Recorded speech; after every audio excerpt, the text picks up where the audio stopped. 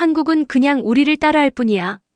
중국 상하이에서 온 리 씨는 편견을 가지고 한국에 왔습니다. 하지만 서울에 발을 딛는 순간 모든 것이 바뀌었습니다. 보이는 모든 것이 충격이었고 이건 다를 수도 있겠다고 생각한 것입니다. 바로 중국이 크게 잘못 판단하고 있다는 것이었죠. 한국이 저를 완전히 바꿔놨어요라고 고백한 그에게 무슨 일이 있었던 걸까요? 그를 바꾼 건 한두 가지가 아닙니다. 지금부터 확인하실 수 있답니다. 여기서 잠깐 보시기 전에 여러분의 구독과 좋아요는 계속해서 좋은 영상을 만드는데 큰 힘이 됩니다. 행복한 일만 가득하시길 바라며 시작합니다. 안녕하세요. 저는 리신이에요. 중국에서 가장 분주한 도시 중 하나인 상하이에 살고 있습니다. 매일 아침 자동차 경적 소리와 높은 유리 건물들에 반사되는 햇빛으로 잠을 깨죠. 저는 그런 건물들을 그리는 걸 좋아해요. 그리고 건물 사이사이에 알록달록한 꽃들과 푸른 잔디가 가득한 공원을 상상하곤 합니다. 어릴 때부터 중국, 미국, 일본이 세계에서 가장 창의적인 나라들이라고 믿었어요. 그 나라들에서 새로운 휴대폰, 거대한 고층 빌딩, 멋진 컴퓨터들이 나오는 걸 봤거든요. 집에서 어머니는 큰 무역회사에서 일하세요. 아버지는 항구에서 운송업을 하고 계시죠. 두 분 모두 저에게 말씀하셨어요. 리신아, 기억해라. 중국이 미래를 이끌어갈 거야. 학교에서도 선생님들이 같은 말씀을 하셨답니다. 저희는 미국과 일본 회사들이 어떻게 새로운 것들을 만드는지 공부했고 중국 엔지니어들이 어떻게 튼튼한 다리와 높은 탑을 건설하는지 배웠어요. 그때 저는 생각했죠. 한국은 그냥 우리가 하는 걸 따라할 뿐이야. 한국은 특별할 게 없어. 그런 생각이 안전하게 느껴졌어요. 제 생각들을 감쌀 수 있는 담요 같았거든요. 하지만 어느 날 수업 시간에 모든 게 바뀌었습니다. 선생님이 큰 스크린을 내리고 서울의 롯데월드 타워 사진을 보여주셨어요.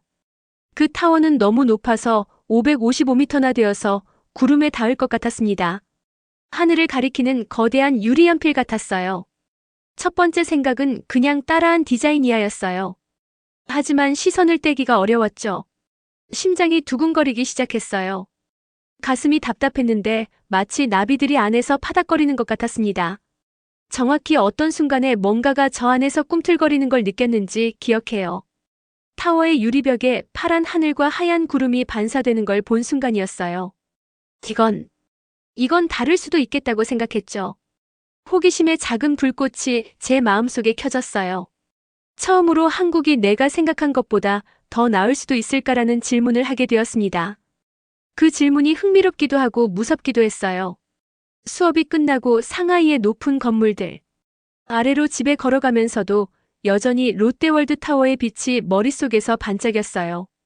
발걸음이 가벼워졌는데 마치 떠다니는 것 같았습니다. 가방을 열고 스케치북을 꺼냈어요. 높은 선들과 넓은 창문들이 있는 대충 그린 타워를 그렸죠. 그림 아래에 한국이 나를 놀라게 할 수도 있겠다고 썼어요. 그 문장을 보니 심장박동이 진정되었습니다. 글로 쓰니까 진짜가 된 것 같았어요. 그날 밤 저녁 식사 때 부모님이 학교는 어땠냐고 물어보셨어요. 저는 망설였습니다. 놀라운 걸 봤어요라고 말하고 싶었지만 웃으실까봐 두려웠어요. 대신 그냥 괜찮았어요라고 했죠. 하지만 마음속으로는 다시 속삭였어요. 한국이 나를 놀라게 할 수도 있겠다. 침대에 누워서 천장을 바라봤어요. 어둠 속에 타워의 형태가 새겨진 것 같았습니다. 마음속에 질문들이 윙윙거렸어요. 한국에 대해 제가 놓친 게 또 뭐가 있을까? 그들은 어떤 새로운 아이디어를 가지고 있을까?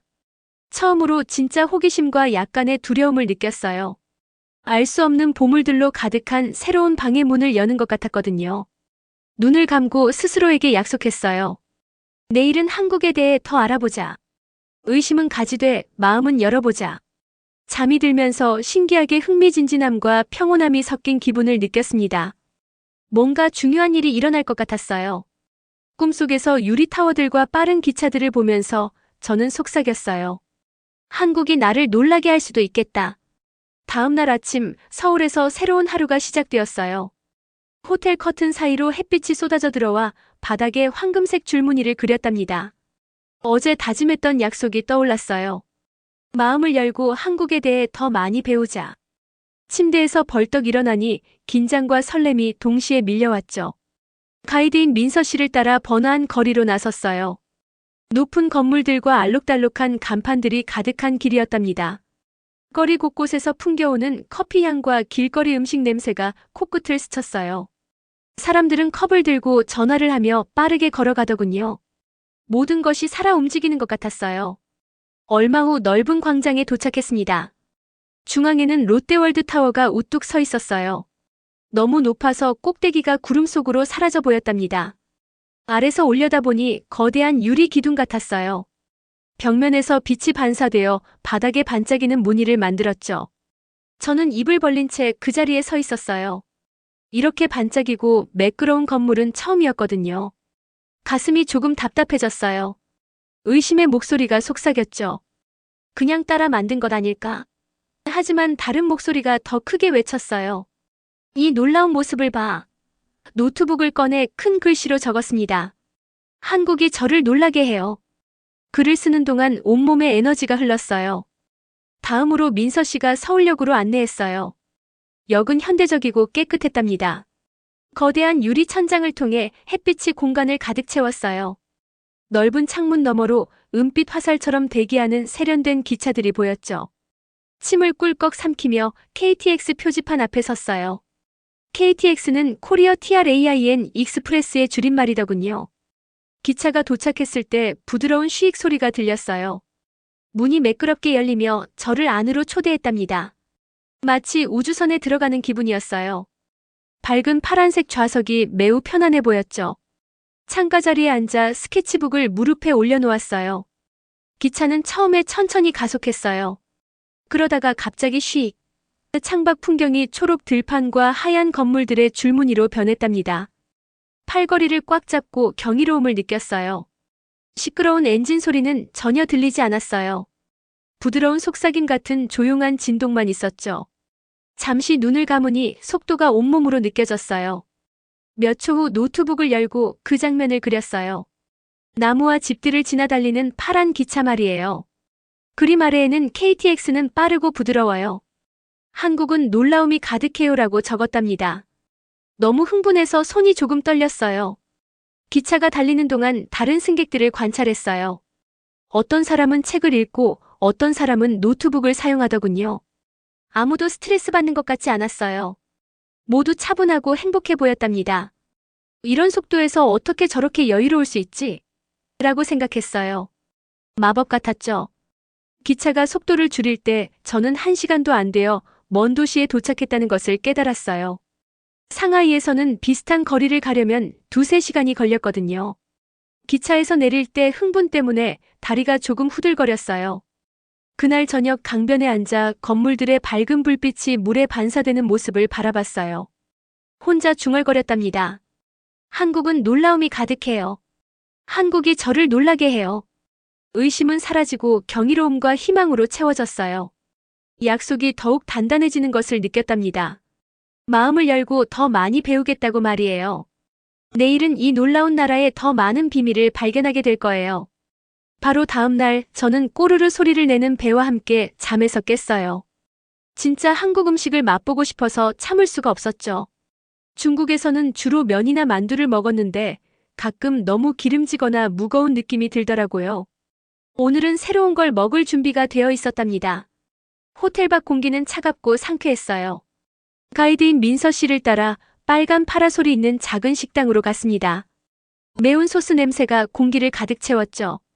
큰 팬 안에서 쫄깃한 떡이 빨간 소스에 둥둥 떠다니는 떡볶이를 보며 올라오는 김을 지켜봤어요. 첫 입에 떡볶이를 맛봤습니다. 소스는 달콤하면서도 매웠어요.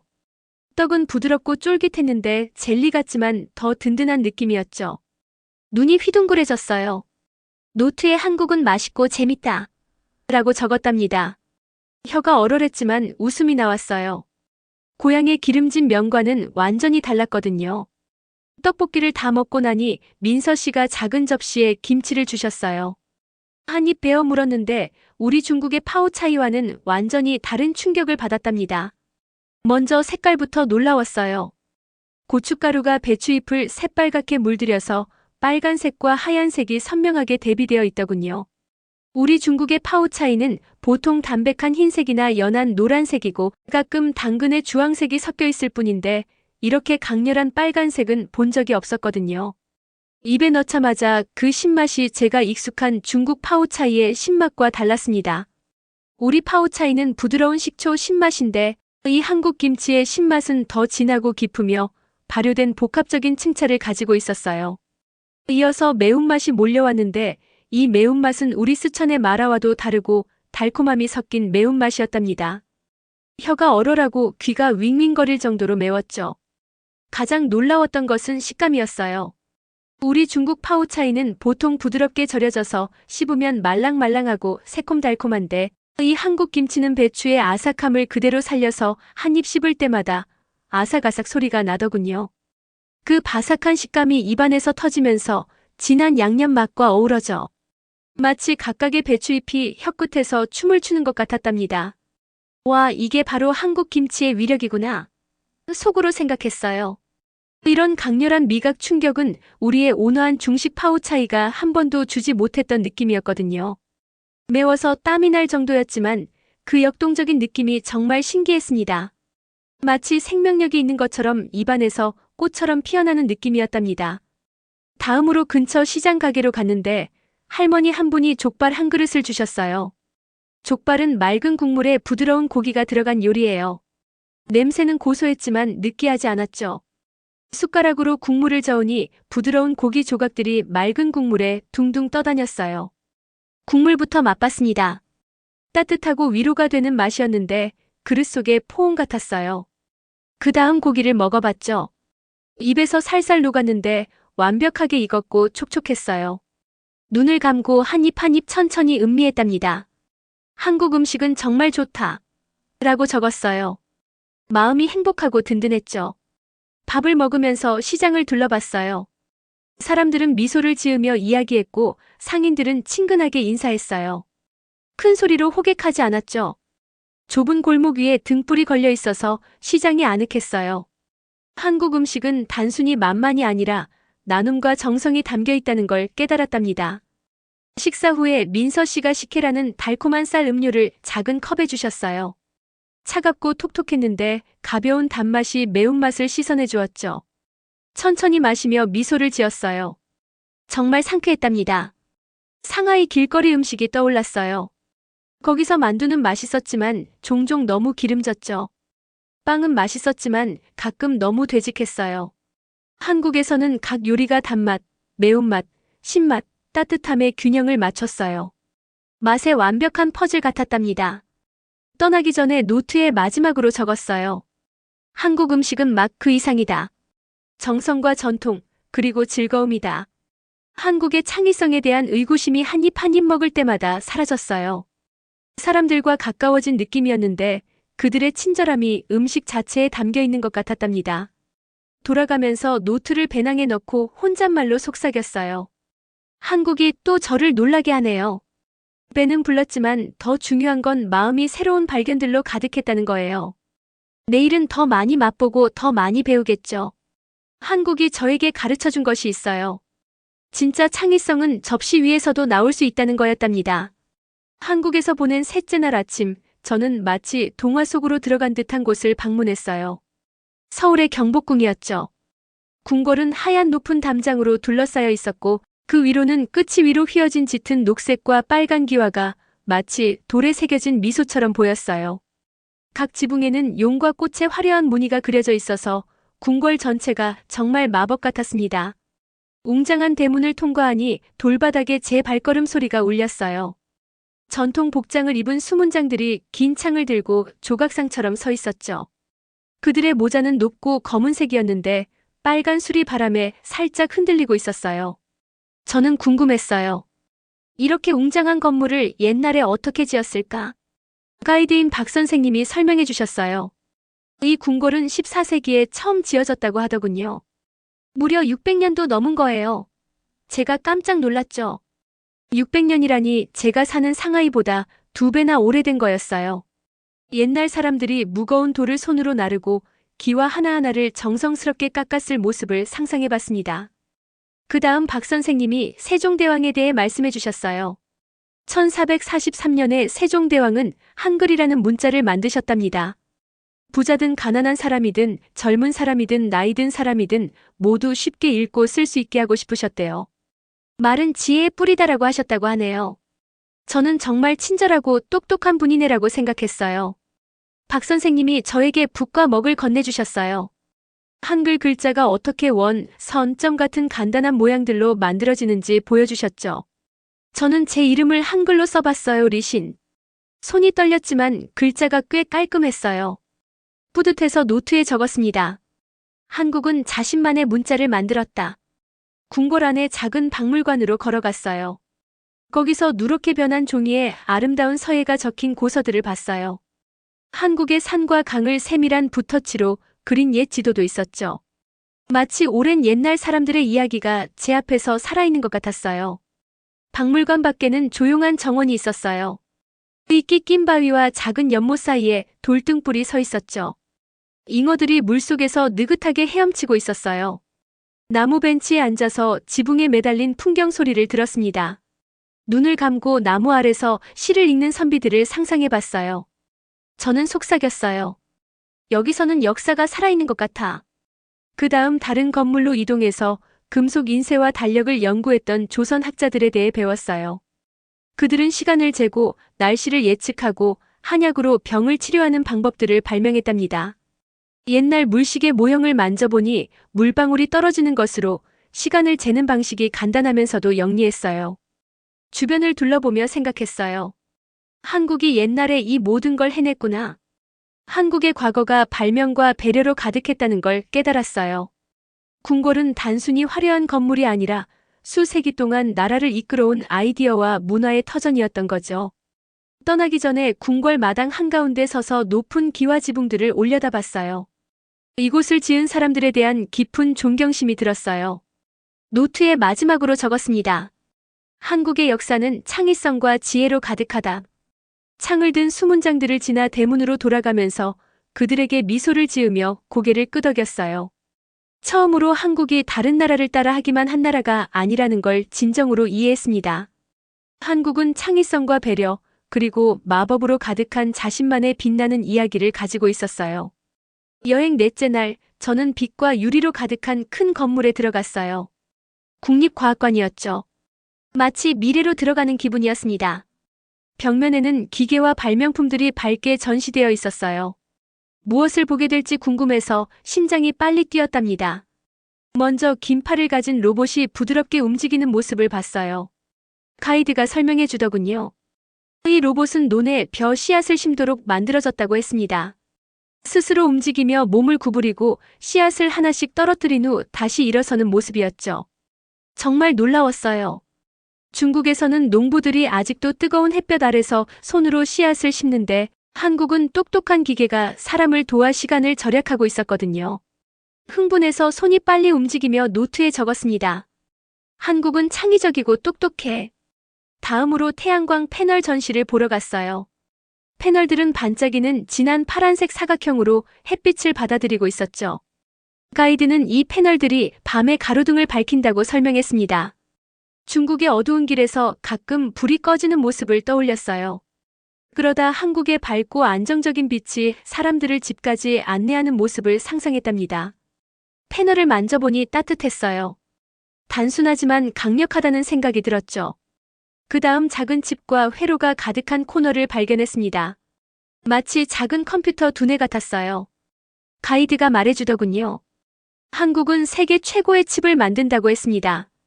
이 칩들이 스마트폰, 컴퓨터, 자동차를 더 빠르고 똑똑하게 만든다고 하더라고요. 손에 칩을 올려보니 손톱보다 작았어요. 노트에 적었죠. 한국은 강력한 도구를 발명한다. 그 후 의학과 건강 섹션으로 이동했어요. 사람의 몸을 스캔해서 문제를 일찍 찾아내는 기계들을 봤습니다. 마법 같은 엑스레이 눈 같았죠. 한국 의사들은 이걸로 환자를 빠르게 치료한다고 했어요. 고향 병원에서 긴 줄 때문에 몇 시간씩 기다리는 모습을 떠올렸답니다. 여기서는 기계가 의사들이 명확히 보고 빠르게 생명을 구할 수 있게 도와주고 있었거든요. 다음으로 스마트 시티 모델을 봤어요. 작은 건물들에 사람이 지나가면 불이 켜졌죠. 센서가 차들에게 주차 위치를 알려주고 로봇이 거리를 청소했습니다. 눈을 크게 뜨고 서서 속삭였어요. 한국은 내일을 계획한다. 보고만 있어도 희망적이고 자랑스러운 기분이었답니다. 그 다음 우주와 위성 부분을 방문했어요. 지구 주위를 도는 위성 모델을 봤습니다. 가이드가 설명해 주더군요. 한국은 자체적으로 위성을 발사해서 날씨와 자연을 연구한다고 했어요. 반짝이는 별들로 가득한 어두운 하늘이 그려진 천장을 올려다봤습니다. 작게 느껴지지만 동시에 영감을 받았어요. 마치 별에 손을 뻗을 수 있을 것 같았죠. 주변 곳곳에 혁신과 연구라는 표지판이 보였어요. 한 부스에서 분자 모양의 작은 사탕을 맛봤답니다. 입에서 터지며 미래적인 맛이었죠. 조용히 웃으며 생각했어요. 사탕조차 교육을 한다니. 박물관을 나오면서 노트에 마지막 메모를 적었습니다. 한국은 창의적이고 똑똑하다. 한국은 미래를 오늘 현실로 만든다. 첫날의 의심들이 먼 기억처럼 느껴졌어요. 한국이 다른 나라를 따라한다고 생각했던 것 대신 이 나라가 자체적인 아이디어로 문제를 해결하고 삶을 더 나아지게 만든다는 걸 이해했답니다. 창의성은 단순히 예술이나 디자인만이 아니었죠. 과학, 기술, 그리고 사람들을 돌보는 것이었어요. 노트를 덮고 하늘을 올려다봤습니다. 태양이 밝게 비치고 있었고 따뜻한 가능성을 느꼈어요. 스스로에게 약속했답니다. 여기서 배운 것을 사용해서 나도 창의적이 될 거야. 한국처럼 발명하고 다른 사람들을 도울 거야. 박물관을 떠나면서 한 번 더 속삭였어요. 한국은 창의적이고 똑똑하다. 한국은 또 저를 놀라게 한다. 한국에서의 마지막 날이 밝았어요. 부드러운 바람과 새들의 지저귐이 저를 깨웠죠. 설렘과 아쉬움이 동시에 밀려왔습니다. 오늘은 저에게 많은 것을 가르쳐준 이 놀라운 나라와 작별하는 날이었거든요. 노트와 펜을 챙겨 나섰어요. 마지막 페이지를 제 감정과 배운 것들로 채우고 싶었습니다. 먼저 서울 중심가의 작은 공원에 갔어요. 키 큰 단풍나무 아래에 아이들과 가족들이 모여 있더군요. 공기는 신선한 풀냄새와 봄꽃 향기로 가득했습니다. 저도 어린 나무를 심는 일에 참여했어요. 구멍을 파고 작은 나무의 뿌리를 흙에 묻으면서 이 땅과 연결된 느낌이 들었죠. 다음으로 좁은 골목길을 걸었어요. 거리 곳곳에 벽화가 그려져 있었죠. 밝은 색채의 벽화들이 한국의 유명한 이야기들을 담고 있었어요. 하나는 솟구치는 로켓을, 다른 하나는 한복을 입고 춤추는 사람들을, 또 다른 하나는 평화로운 시골 풍경을 그렸더군요. 각각의 그림이 비밀을 말해주는 것 같았습니다. 깊게 숨을 들이쉬며 생각했어요. 예술도 과학과 음식처럼 한국의 창의성을 보여주는구나. 그 다음엔 전통 찻집으로 향했어요. 나무 기둥과 종이 창문이 평온한 공간을 만들어냈죠. 방석에 앉아 작은 찻주전자에서 올라오는 김을 바라봤어요. 안내원이 솔잎향이 나는 특별한 녹차를 내주셨습니다. 차는 신선하고 약간 고소한 맛이 났어요. 눈을 감고 한 모금씩 천천히 마셨죠. 노트에 적었습니다.